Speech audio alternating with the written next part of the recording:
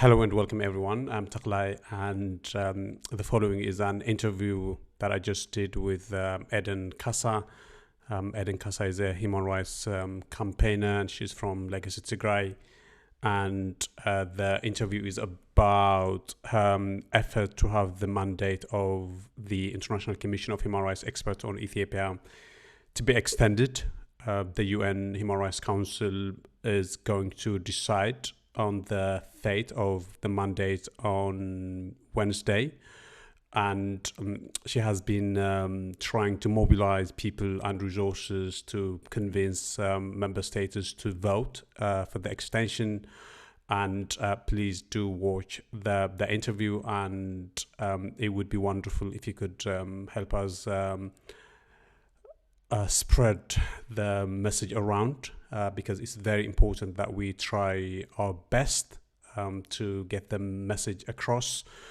So that is my message, and of course one way of helping us get the message across to as many people as possible is by subscribing to the channel and by liking the content, because the more subscribers come into the channel, the more people to whom the content is recommended. So the YouTube algorithm works in very interesting ways. So that is my message, and I invite you to the interview.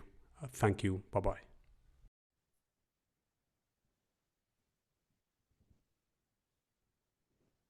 Hello and welcome everyone. Today I'm joined by Kassa. Kassa is from ICHREE, and she's a human rights campaigner, especially human rights of Tigrans. And I think this is your second time on Tighat, Eden, and basically you have been waging something of a one-woman fight against the international community to extend the mandate of the ICHREE, International Commission of Human Rights Experts on Ethiopia.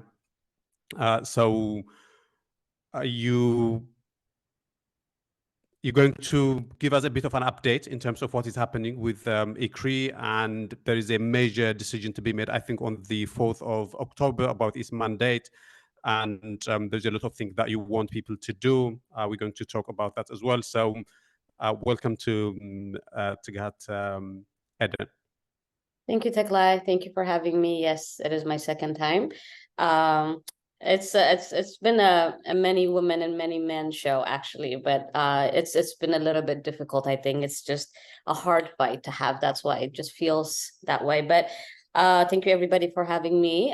So ICHREE, our only and our main agenda for the past at least a month and a half, it's been now. October 4 is going to be our important date, the date that we will possibly, hopefully get from a state member to submit a possible resolution to extend the mandate. So for those of you who have not had a chance to listen to the commission, the ICHREE Commission had their report, their second report was published on September 18, and they were able to give us an update on what is happening in Tigray and what's happening in Ethiopia altogether, the human rights violations that are happening within that country. And despite of the access to the entire region and all the within Ethiopia, and also despite the acceptance by the Ethiopian government, it is a strong evidence that was actually published, that it was very strong to show without access what is happening in Ethiopia, what's happening within Tigray region I think it should not be seen as lesser of a value. It should be actually a terrifying message for the international world to see that without access, we were able to get this much information. And I think that was really important. But what we saw on September 21st from the state members after the hearing was shocking, but not really shocking at the same time, because we've known that the Ethiopian government has been working in the background for the last 6 months to make sure that its message or its intended of transitional justice could be overwritten or can overwrite the ICHREE Commission, which is the independent investigation. So that has been most of the message that actually went into the ears and eyes of the EU and also the state members, sadly. So what we heard at that time was, it just gave us a, how do I say, the need to say maybe the Ethiopian government knows what it's doing, which is really scary, because the Ethiopian government itself is one of the main perpetrator that has been accountable or is being alleged for the crimes that have been committed, Tigray genocide, and again the ongoing starvation being used as a weapon. That's something new that is past the ICHREE agreement. So what we've seen, what we heard after September 18 and of September 21st on the state members was really terrifying. Honestly, I was shocked, but I was also scared for what could happen for the future. It's not just this one time, but if we can easily oversee or say it's, human rights violations can take place at any time, at any given, at this magnitude, at this severity, and we're okay by it, I think that is terrifying for the rest of the world as well. It's not just for the people of Ethiopia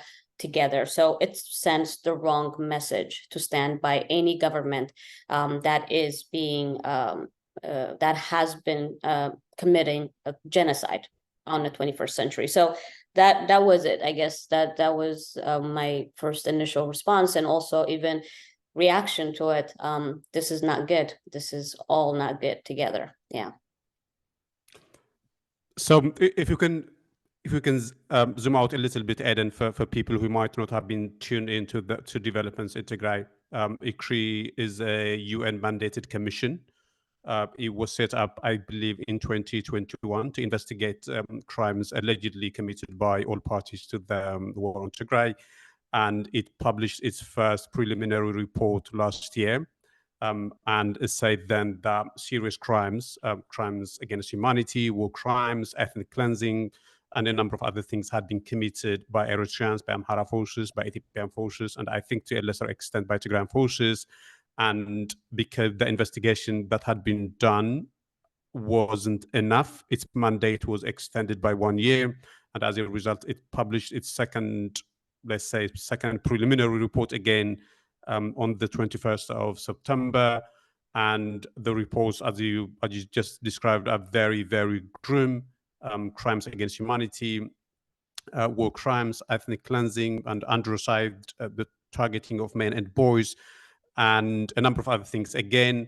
And the commission makes the very, very important point that this is only the tip of the iceberg, because they haven't had either time or access to investigate fully into Tigray. So I think that is the sort of broader picture. And so from the commission's point of view, they say that there remains a lot to be investigated. And from your point of view, what do you think is there to investigate? What do you think remains now? Everything, right? Everything remains uninvestigated, not seen. So again, something that they did say, the commission said, the recommendation was that the gravity of the crimes and crimes against humanity, atrocities that are being committed not only in Tigray, that has committed in the past, but currently right now is taking place, and also the ongoing human rights violations that are taking place in other regions of Ethiopia, they have not been fully investigated. There still remain a majority of them. I want to say almost 90% of it still remains uninvestigated and not seen. And that includes, of course, just there is an investigation part of it that a lot of people are saying like, okay, this is evidence-based, but something that I feel like people always forget is the victims, right? The victims and the survivors are what make any investigation proof or any evidence true. So not being able to speak to 90% of the population that has possibly experienced horrific crimes and suffering and pain and still have not received any support, for their voices not to be heard, and for any state member to say, well, we've heard enough. It's amazing to me. Like, so that's, I think we need to see it from that point. Like 1 million people possibly in Tigray have been killed. 1 million people don't die without no reason.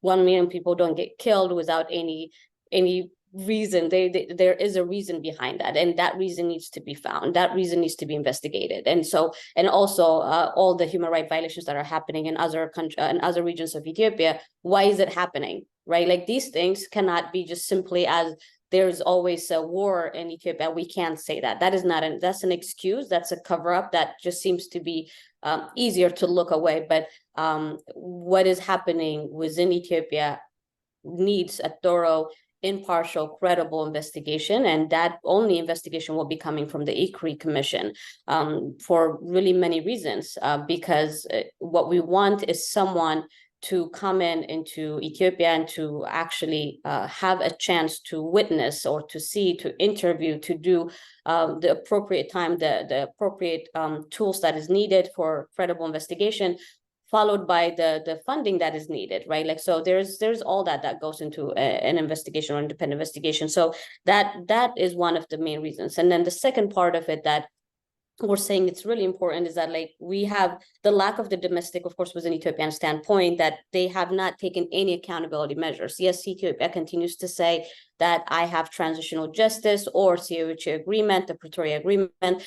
He's throwing words left and right. But again, we have seen, and also the commission have said, that the lack of domestic and in-country accountability measures are so low and flawed that it does not, it's not true justice, which is true, because again, we have said that the Ethiopian government lacked the interest, the desire to get to the point of it, or to truly bring justice and accountability, or healing or recovery or reconciliation for the victims of the survivors of Tigray genocide, along with all the human rights violations happening in other parts of Ethiopia. So the security, the Ethiopian government has a responsibility to provide safety and security for its own people. However, it failed to do that. It had committed crimes against humanity, war crimes, ethnic cleansing, or at least allowed as well for those things to be committed on its own people. So there should not be a reason for the Ethiopian government to turn around and say, I'm going to investigate these,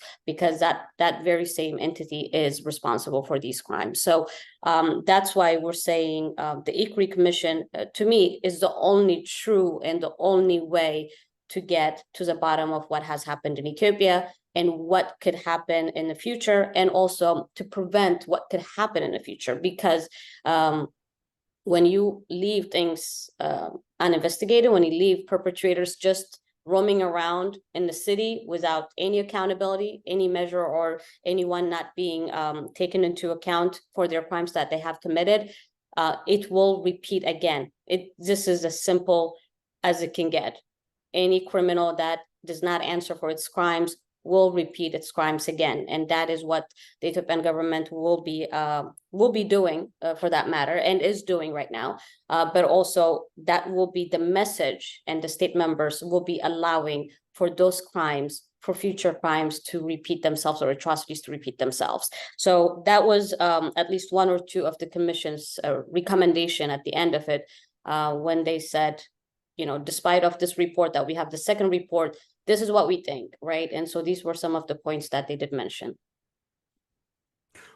Well, so if I could represent the devil for a moment, Eden, the devil being the Ethiopian regime is actually a devil in actual fact. The Ethiopian regime is telling Western diplomats that it has a legitimate domestic process, the so-called transitional justice, and that the UN process or the UN investigation is sort of interfering with that process, and therefore is not necessary. And it does look like, at least on the surface, a lot of actors in the international community seem to have bought it. Anthony Blinken had a phone conversation with Abiy yesterday, and in a readout published by the State Department, says that Anthony Blinken commended Abiy Ahmed for the justice process, for the domestic mechanism. And the EU seems to have taken the same position, that Ethiopia has its own internal mechanism. And that seems to be the reason why countries are reluctant to extend the mandate of ICHREE. What do you say to that? Well, I think that's a good question. And one thing that the Secretary of Blinken completely dismissed was even the mention of COHA agreement or the Pretoria agreement in that press release. which is sad, and also just shows the lack of even paying attention to what is happening in Tigray or what's happening within the country. Just to answer, maybe this will be a harsh reality for people, is that the Ethiopian government may have a domestic transitional justice accountability measure or system that it's putting in place. However, that domestic transitional justice process is not strong enough to cover any foreign entities that has committed within Ethiopia. So one of the foreign countries that we know who has been fully almost responsible for a lot of the Tigray genocide, or at least the rape as being used as a weapon of war, the mass destruction that we've seen, is the Eritrean government.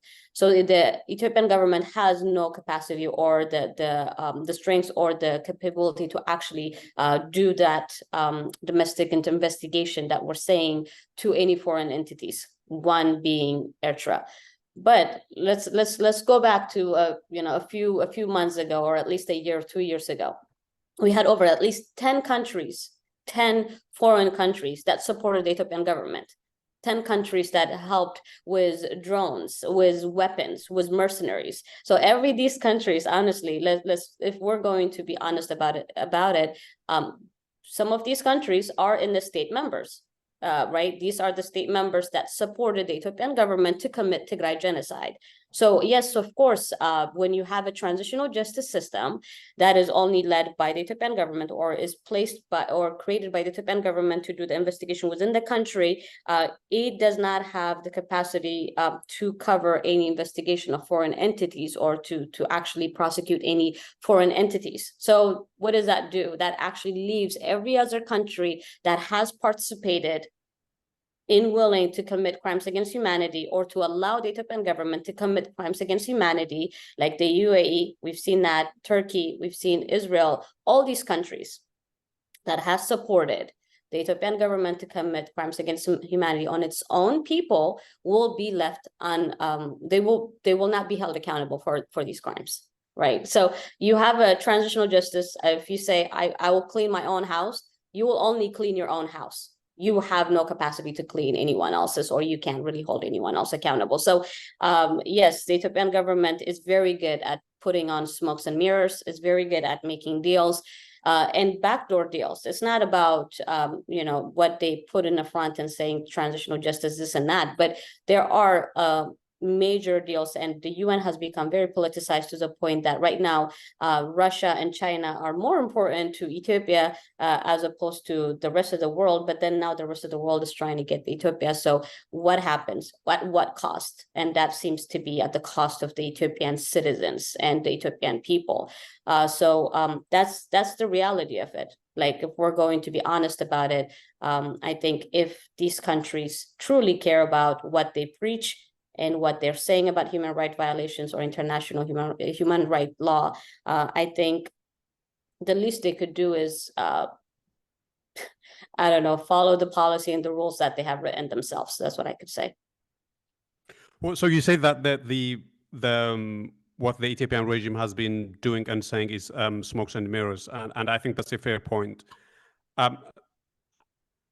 Why is it for the actors in the international community, for people like Antony Blinken, why is it difficult for them to see that it's smokes and mirrors? You have ICHREE, the commission, saying that they need more time to investigate. They also lay out the dangers that might unfold if the mandate is terminated. They're very, very categorical and clear, actually, in saying that there is a lot of danger lurking if more investigation isn't conducted.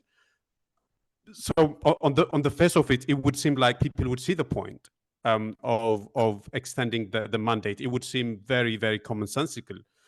But from what I have been reading, it looks like that the mandate might be ended on the 4th of October, as we said in our introduction. Why is it that they have failed to seize a point? Why is the mandate in danger? I think it's easier. I think the easiest answer would be that all these state members and also even Secretary Blinken just wanting to, it's easier to look away, I think. I honestly think it's that. It's not about lack of information. It's not lack of documentation. It is they have every document. You and I have everything that we've been reading for the past 3 years about what's happening in Tigray, and also what is happening within the country. Every deal that the Ethiopian government is making, all these state members are very much aware of it. And some of them are part of it. Economical development is important to the US, or business as usual is a little bit easier for Germany, France, Italy to keep going. They would say, we would rather rebuild the hospital for you as opposed to, provide true justice and accountability, right? Like, so again, yes, at the end of the day, rebuilding takes a long time, but reconciliation, true peace, justice, that is even longer. But it is easier. Like, I don't know, Taklai, I don't know what else to, as you said, it seems very common sense that, hey, something is happening. This is what the commission have said. This is the advice of the commission. They are worried that there are going to be more future atrocities to be committed within Ethiopia. And this is what they're recommending. So let's, at least the benefit of the doubt, let's give them that, right? There is no even an attempt to try. So why is it? It's easier. Two, everything else that's happening in the world. Again, as I said, the UN has become very politicized. So it's a little bit of like, what should we pay attention? What can we let go? What is the lesser of two evils is happening in the situation where in Africa, we're having situations with Sudan, or that was happening in South Africa or Mali. Like, so these things that are bringing, that are coming into the attention of the state members is, well, okay, what can we pay attention to? What is that we can let go, right? So the Ethiopian government has done a really wonderful job in throwing words such as, or at least deals, the ICHREE agreement, or you have the transitional justice. So it makes it look like there's some sort of a progress taking place, or that progress takes time, which is true. However, progress takes time when it's actually being done, as opposed to progress just being delayed, or many loopholes that have been created within that. So for Secretary Blinken, it's a little bit easier for him or for the US to look away, to say, okay, I think Ethiopia is handling what's handling, let's go ahead with Sudan. Or I think Ethiopia might be doing what he told us to, but it's choosing to see it.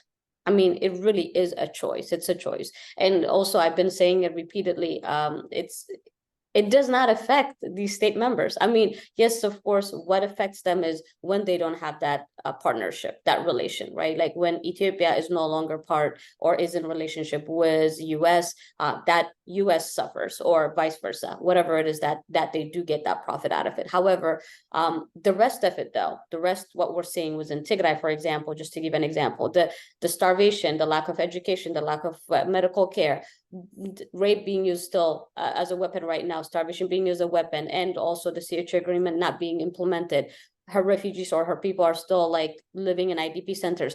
Who is that being affected? Only the people of Tigray, no one else, right? Or us, which are her family, her extended family who are here. So it really does not truly affect them in a way that we're seeing it from human rights aspect of it, or from humanity aspect of it. So what matters most to these state members or these countries is the relationship that they have with the Horn of Africa, or with the hub of Horn of Africa, which is Ethiopia being that. And it's also, again, as I said, for them, we are a checklist. It's always important to remember. I know it sucks to say that. It's true, though. For all these countries, we are just a checklist, as in Ethiopia, it's done, so and so. So it's a checklist. Sadly, that's that. And it's easier to look away when it's not in your home. And Secretary Blinken knows that. He knows what's happening in Ethiopia.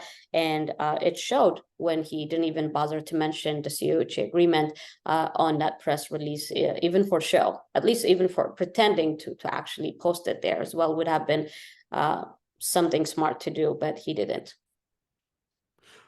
So, Eden, what is the argument or the point you're trying to make to these countries who have decided to brush aside the issue of justice in Tigray for other priorities?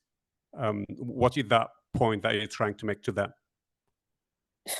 Well, this will be, I guess, Murphy's Law. This will continue to happen. Whatever happened will happen, is happening right now. And also, we will see even worse. That's the thing, that what will happen, what has happened in Tigray, we've said the bloodiest, everyone has called it the bloodiest, deadliest conflict that could ever had happened in 21st century. We've seen numbers, 1 million, at least 1 million just was in Tigray to be killed. So you do the maths, what about the rest of Ethiopia? That's a huge number, right? Like, so when you're seeing things like this where it's leading to a mass destruction, not just within Ethiopia. It started in Tigray, and now it's going to Ethiopia, and it's going to keep going to the Horn of Africa. And we're seeing it with Sudan, and of course, Eritrea being one of the main participants in everything that goes wrong on the Horn, right? So again, you are just feeding fuel to the fire, right? Like, so if you allow such things to happen, if you watch human rights violations or atrocities like this to continue to happen, they will continue to happen because you're not holding them responsible for it. But it's also sending the wrong message to everyone around the world, to everyone that is doing anything wrong. So it's not just, you don't assume because it is in Africa, it's in East Coast, and it's somewhere really far away past the ocean, it's not coming home to me. It will come home, right? When you remain silent and when you remain implicit to the human suffering that is happening, it will catch up. So, and also it sends the wrong message that is happening anywhere else in the world. Like right now we're seeing, yes, Ukraine and Russia is a different situation, but everything else, like right now, Armenia restarted again, Sudan restarted again. Why? You never actually held these perpetrators accountable. You never did the due diligence at the very beginning when you knew you had the chance to stop genocide. So why are we repeating it? Why are we saying never again every other day? However, we're not really following through it. So it sends the wrong message to the entire world, not just to Ethiopia, but to the entire world. And also it gives the thumbs up for anyone that wants to commit these atrocities.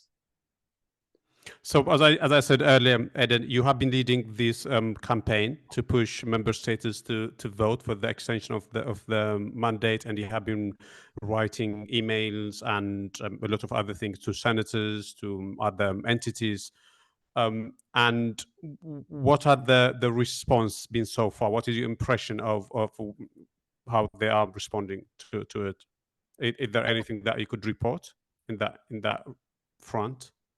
Yeah, it's not good. Not like it's bad where they're ignoring us, but I mean, of course, they're acknowledging the emails that we're sending. They're acknowledging the messages that we are, or the meetings that we are trying to get with them. However, as you said earlier, the Ethiopian government has done its job in making sure that his smokes and mirrors are truly what they can only see, right? So again, they want to move on as business as usual. They want to just move on with what's happening, or was what the Ethiopian government is suggesting. So these countries, they are responding to us in a way that says we are aware of what's happening, or we are reviewing what the Commission second report said,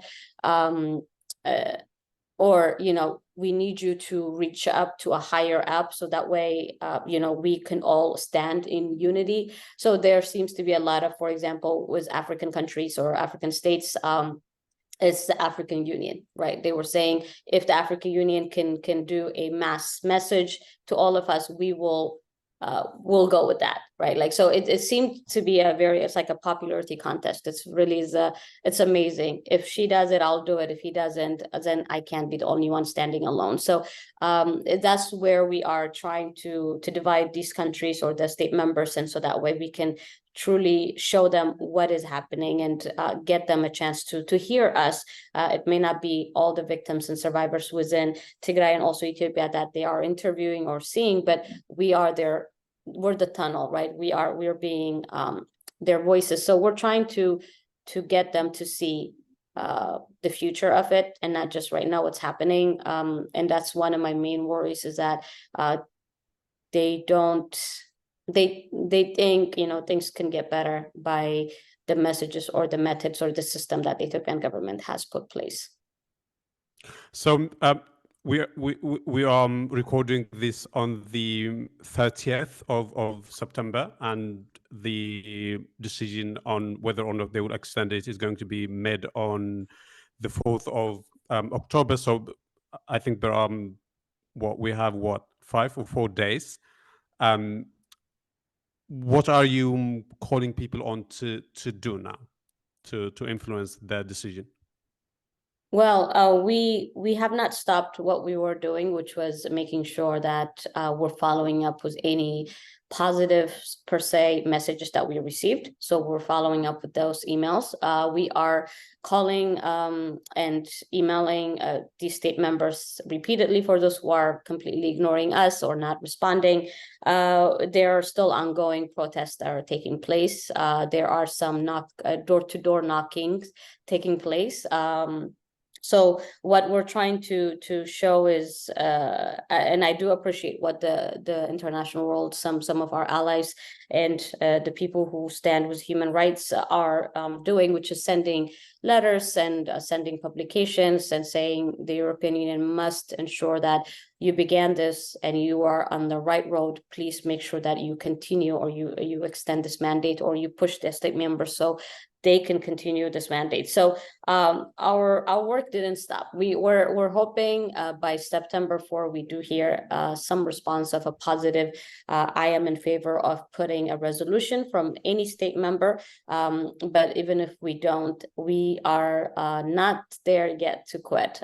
We want to make sure that they know we're watching until the very end, and that and then sometimes I do always say that I know it's about documentation, right? It's about reference. It's about saying, we did talk to you. We did send this. We did ask you, because later on you can't tell me we didn't do anything. So that's my thing. I think sometimes it's just about that. But we're hoping they're going to be something. But at the same time, there seems to be a lot of in favor of the Ethiopian government.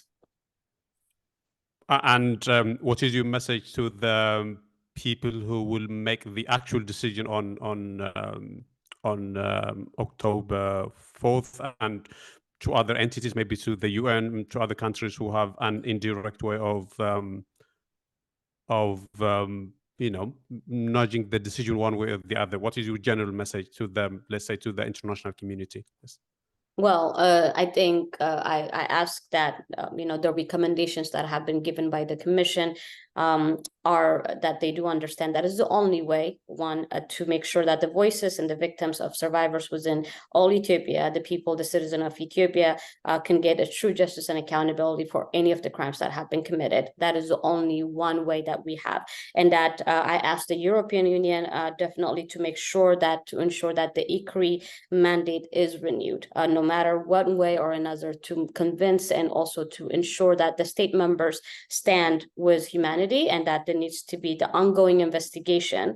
That ICHREE recommendation, as recommended, is by the Commission, right? The only message is you need to make sure that all these recommendations do not come back and backfire on us later on, and they will if we do not listen. So this is our only opportunity to make sure another possible genocide does not happen within Ethiopia, and or even is going to be ongoing genocide. So we have the chance to stop it. So let's do that, is what I'm going to say. And I ask and I plead the state members, take this as the utmost important and just the right thing to do. It is the right thing to do, I hope.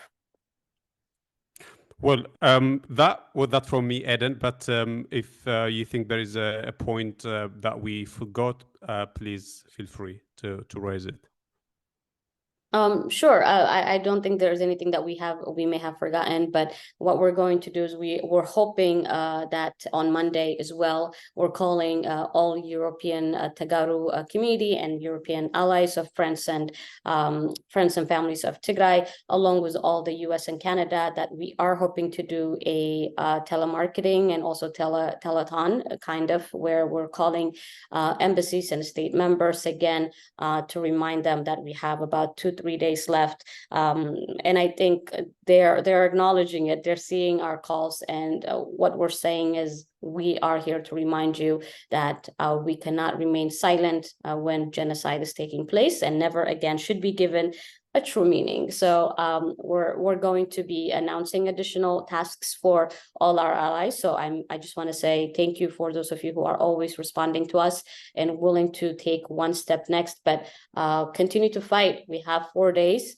but you know, miracles do happen. How about that? Let's go with that one. But anything is possible. So thank you. Well, thank you for the time, Eden, and also thank you for your relentless advocacy. I understand it could sometimes be very hard grind, especially when you feel like the whole thing is sort of a fait accompli. That decision has already been made. There isn't much encouragement to be gained by the thing that you do on a daily basis. But you have been very, very relentless on this, and we are so proud of you, and thank you very much for that, Eden. I think regardless of what happens on the 4th of October, it wouldn't be due to lack of effort on your part and on the people that you have mobilized, and that's a wonderful thing that you have done. You should be so proud of yourself. Thank you, and I'm proud of everybody for helping and making sure that you're speaking for your families. That's all there is. So thank you. Thank you, Eden. So that was Eden Kassa from Legacy ICHREE, and until I see you next time, bye-bye.